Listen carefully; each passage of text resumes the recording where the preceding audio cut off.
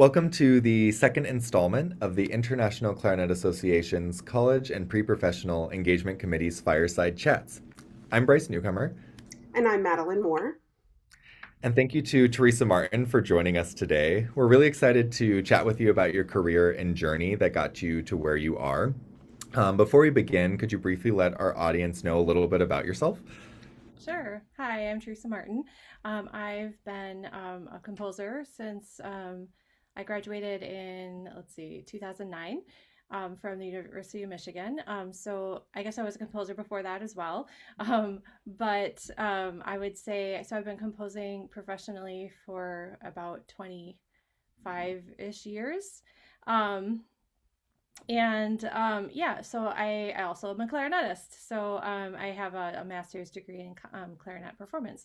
So yeah, I'm based out of Appleton, Wisconsin, and I've been a freelance composer and a private studio teacher and clarinet performer. So Great. How did you know that composing and the clarinet were right for you? yeah, that's a great question. Well, I was always involved in music throughout high school, and I played piano as well. And the opportunity to perform on clarinet and piano was there for me in my undergrad. I went to the University of Wisconsin in Milwaukee. So I was taking lessons in both. And then I realized that I had a desire to learn how to be a composer because of a theory class that I took. Asking us to write a melody, and I was like, hey, I'm kind of good at this, and I wonder if I could do this for a career. So what do I have to do? So I figured out to make a portfolio and get into the studio, so I was able to do that. And then for clarinet, I was like having to choose. I couldn't do like performance and piano and clarinet, so I chose clarinet because it was less hours of practice that was required. And I was like, I don't know how I'm going to balance this with, because composing is a pretty big deal, to a lot of time consuming work as well. So I ultimately chose clarinet performance, and I was able to get in for my sophomore year as a performance major, because originally I wasn't. So I think I chose clarinet because of like practical reasons, but also I love the clarinet. So it was like really, music was my passion, and I knew that if I wanted to succeed in it, I would have to like put everything I have into it. Great, thank you. I think we can all relate to that, like your path changes a little bit from some of these defining moments. Could you talk a little bit about who your mentors or teachers were and what lessons still guide you today? Sure, absolutely. Yeah, so I one of my main mentors is Robert Spring, who I study with for my master's for clarinet performance. And I learned a lot about just, I got a lot of people skills from him. I think I learned about how to network. And he really helped me in the early stages of my career get my work out there to some of his friends, and just getting good performances from the start. And then just he taught me about going to Clarinet Fest and just networking with people there. And that's how I got a lot of clarinet commissions. And then on the composition side, um, I studied with Michael Doherty and Evan Chambers at University of Michigan, and they were um, very instrumental in like learning how to find my voice musically. So, and they were just really supportive. So I think, and then also Michael Doherty said to me when I graduated that I just needed to focus on composing for like 5 years after graduation, and just keep composing throughout life, never stop. But just like not to be so worried about, because I really wanted to get a college teaching job, and he was like, just write music for 5 years at least. And that's what I did. Well, actually I did that for more than 5 years. So I have not stopped. So I think his just encouragement and like believing in me and that like I have a talent. And I think that is really what mentors are meant to do, are to really give your students encouragement and confidence that they are talented and can succeed, because sometimes we have a lot of self-doubt in the beginning. And so it was really great, especially coming from people like Robert Spring and Michael Doherty, who are huge names in the industry. In what ways have your skills as a composer and clarinetist helped you stand out in today's music field? Yeah. Good question. Um, well, I think having skills as a performer, not just a clarinetist, but like as a performer, it could be any instrument, helps you as a composer, because it just helps you keep in touch with reality, like what is possible, and like how it feels to actually perform your music. Because I have performed my music, it is terrifying sometimes, but also in a good way. Like it feels really good to have it lock in, and yeah. So it just, yeah, and then it also helps with the networking as well, being a performer, and then being in performance groups. Then I'll meet a lot of other performers of different instruments, so that's also a good thing to do. um, and then as from the other perspective, I guess, how does being a composer help me as a clarinetist? I think, I think it helps me when I'm thinking about the music that I'm performing. I'm really thinking about the intention behind the music more, and like more, it's not just notes. Like this composer, whoever it was, had some like initial thought or idea, and it's just trying to bring out like what the composer's intentions were. So it just kind of gives me like a little deeper like look into the music, and like what am I trying to convey? Yeah. Great, thank you. Mhm. And was there anything you wish you knew before beginning your career that you would share with a younger version of yourself? Yeah, that's a good question too. They're all good questions. So yeah, I have specific things like for each. I thought of one for clarinet and one for composition. So for clarinet, I would say practice your scales and your technique. Like it is super important. Like I know in undergrad, it felt like monotonous, and I was like, why am I doing this? But once I got to my master's and I was like forced to do it more, I was like, okay, this is like, I get why this is important now. And I wish I had just done it before that point. So yeah, and then it really just does carry through like every performance situation that you're in. If you've got your technique down, it really helps tremendously. So like Hmm. if you just do it earlier, I think it'll really benefit you. And then for composing, yeah, they're kind of, it's a specific thing. I guess I would just, so if there's any composers out there, I would recommend that so I was attending like Clarinet Fest, but I could have also been attending like more general like band conferences, and I didn't really know that I should have been doing that until like later. And so then I felt like I got a slower start in that area. So yeah, I really think writing for band is a really good way to make an income. So as a composer, so because you reach more people, and like there's just a huge market for it. So Yeah, and it's and growing. yeah, it's growing. And then and Hmm. the college bands are always willing to play new music, and they play it at a really high level. So but then young bands, they need good music too. So and yeah, so I think I just wish I had started that a little earlier than I did. And also, there were a couple competitions I wished I had applied for when I wish I had known about for a couple of my pieces, but now like I can't because they're older pieces, you know. So it's just kind of specific. But other than that, I guess the other thing I would just say is just, and not that I didn't do this, I feel like I did, but I would just encourage young either composers or performers just to keep at it and don't give up, because it's a slow process sometimes, building a career in music. And but if you just keep trying, it will eventually happen. Yeah. Well, and kind of related to that, once you got out of school, how did you create the structure for Mhm. continuing to meet goals and things like that? Yeah.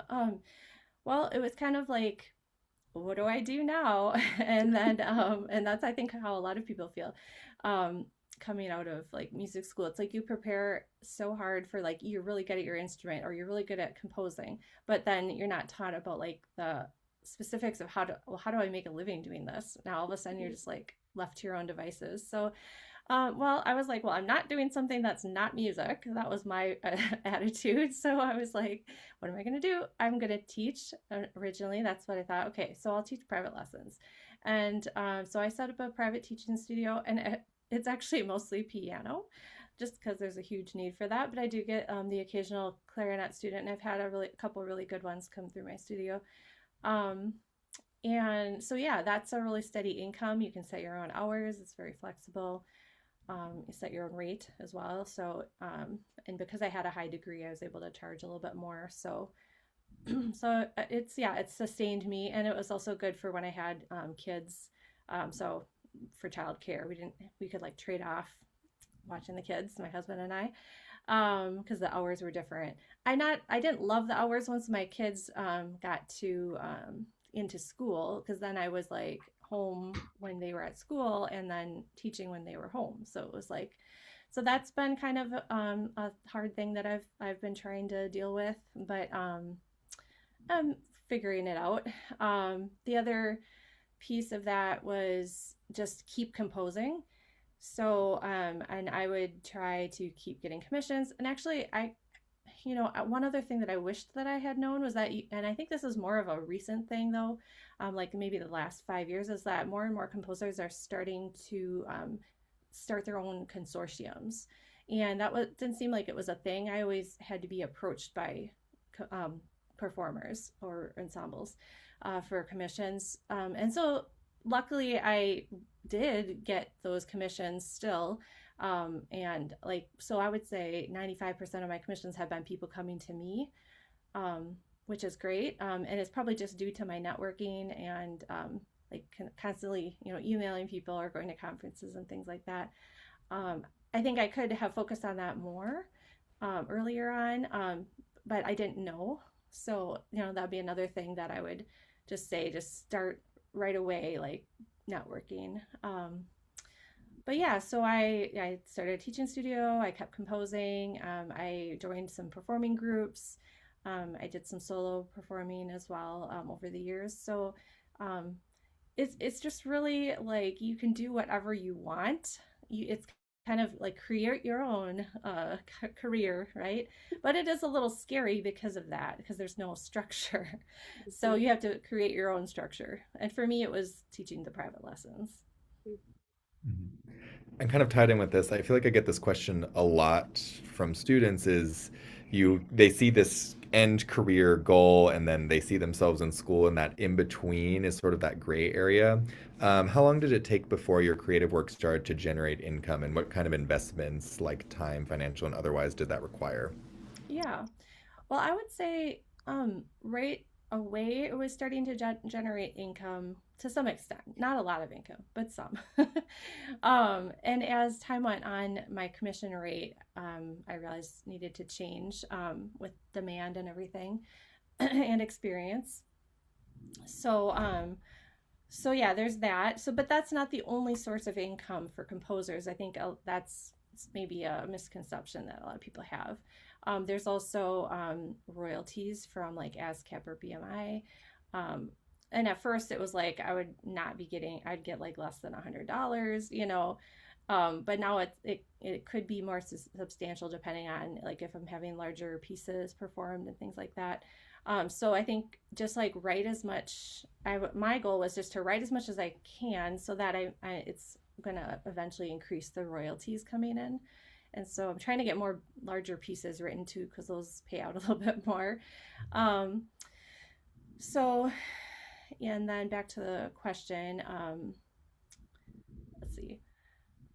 Okay, could you rephrase it again so I can get back on track of my thought process? Yeah, just sort of in that area right after school, Oh, what kind of investments, oh yeah, time, investments. financial? Yeah. Well, lots of time. I didn't have a lot of money to invest, so there wasn't really too much of that. It was mostly just time, and but I have heard, some people, and this is changing again in our digital age, but some people would like invest in like a nice printer or something like that. Well, which I did. I have a nice printer, but I don't have one that can do 11 by 17. So when I print physical scores, I do it at like a print store. Like I go to a copy store to do that. But so, that I could have saved money if I had bought a big printer, but now I don't even think it's worth it because so many people are buying PDFs nowadays. So I don't know. So that I missed that investment, but maybe it's a good thing. So I just have a big printer sitting in my basement that I'm not using.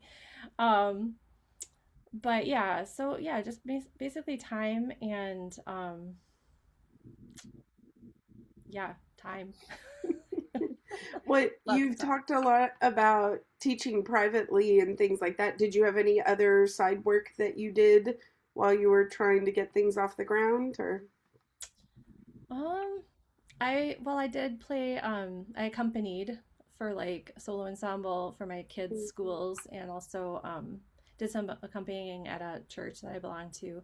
Um so yeah, so like performing that kind of thing. So like if I got some gigs, there's a couple music groups in the area that pay, not a lot, but it's a little bit.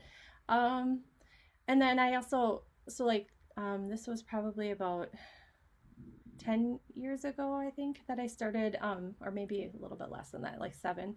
I started self publishing. So I was always, I guess you could always say I was self published. But I had some of my music was through a distributor, and then I just decided to do it all myself. So then that was another source of income. So so we've got score sales and rentals and royalties, the teaching income, um, the gigs, the accompanying. Um, yeah, so it all adds up and it helps. Every little bit helps. sure. Thank you. And what do you see as the biggest challenges facing composers today, and how do you personally navigate them? Yeah, I think one of the biggest challenges now is probably AI actually, like having to like deal with that. Like so many people are just willing to, I don't know, actually, hopefully they're not willing to use AI for their music purposes, but so if we can just keep creating like original, authentic stuff, that's human, I think that's really what we're gonna need to do. Um, and I mean, to be able to sustain like all the work that I've done, networking and stuff is all going to be out the window if like we only rely on AI music. So we just have to like keep the human connection, I think, through networking and but also just like keep creating things and I wonder too like people will probably use AI as a tool, like not to just create the whole entire music, but like maybe they'll use it in other ways that I haven't even thought of yet. So it could be like a partnering with it in a way that is still authentically human. I don't know. It'll just be interesting to see what happens, but I'm still planning on writing it the normal way that I write it, at least for the foreseeable future. Um, and then another thing that I think is a big challenge is just like having a voice because sometimes I feel like music is it's so saturated. Like everyone's trying to be heard, you know, and so like how do you stand out among all of the choices that there are really out there? Um, so and I think the answer is just to be authentic and just be yourself and don't try to be someone who you're not. So Sure. yeah.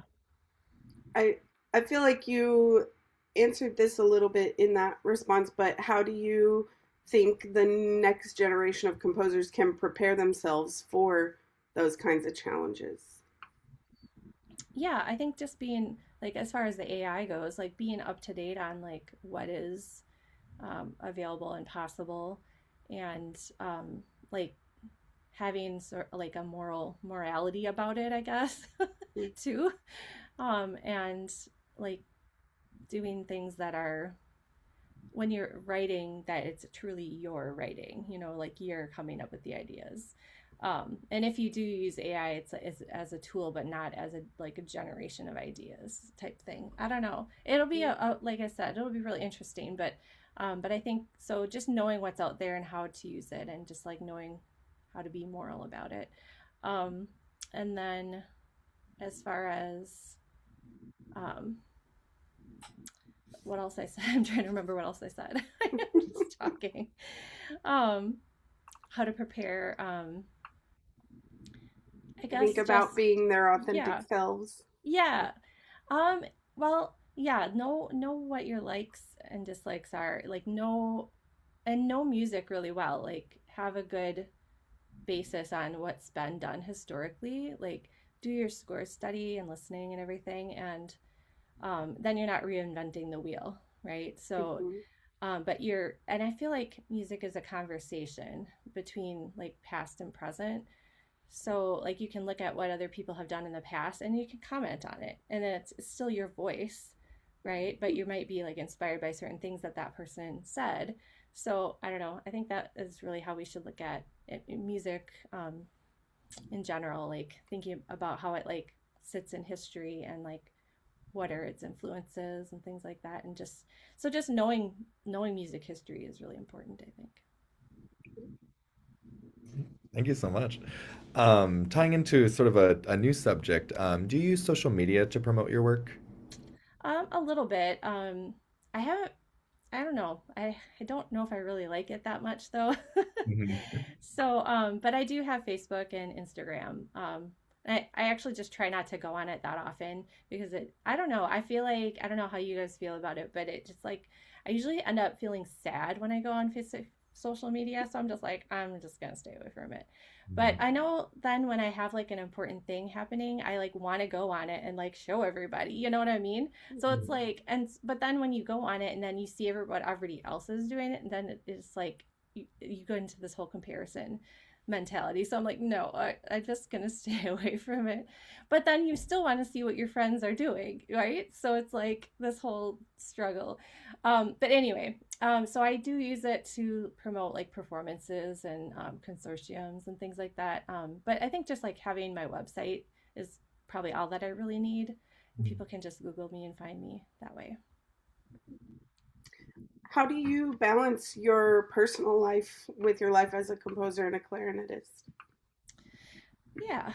Um, well, I try to make time for my family and um and I mean, I think when the kids were younger, it was hard. Well, I mean, it's hard at every stage, I guess. But I have two kids. I have an 18-year-old and a 12-year-old, and but when they were younger, I think it was just actually that was like the a wonderful time because when they were really young, because then I was with them like all day, and then till I had to go teach, and then when they got to grade school, it was like okay, now I'm not seeing them as much, and so that was a little bit of a sacrifice. But yeah, so like we just had to. If I had wanted to see them, they just had to stay up later than normal kids, and or we do dinner later, because I'd be getting home after teaching, and things like that. So like my kids have like horrible sleep schedules, but we make it work. And just you just try to like model for them as much as you can, and like they're pretty high achievers, I think. But I don't know, I guess because of what all I do, but so anyway, yeah, you just make time for them, and they're the most important thing above over all work and everything. So like if they have a performance or something, like I'll just cancel everything and go to it. So that's the most important thing to me. But then they've also been like a huge inspiration for a lot of my music. So that in a way, it's like my legacy I'm passing on, or it's also like I think of my music as kind of like a biography or autobiography sometimes, like all these experiences I've had, and then like my children and things like that. So they'll always have that, and yeah, it's a way to include them in my work.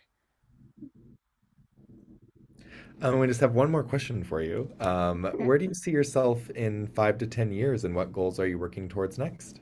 Yeah, awesome question. Well, I would sincerely hope that in 5 to 10 years, I could transition to just being a freelance composer 100%. So that's been something that I've been working towards for a while.